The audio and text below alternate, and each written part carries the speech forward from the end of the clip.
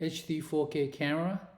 You can access additional setting by moving the mouse to the top.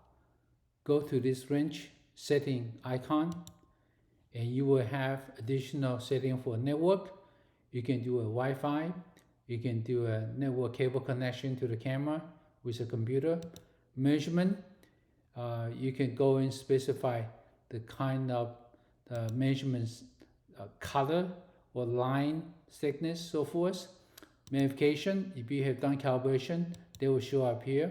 Image format, video format, storage, you can save image to SD card and USB flash drive. File name, you can give a prefix, so they will be saved in sequence with the same prefix. Setting the time, you can scroll up and down or just double click to use the on-screen keyboard for entering.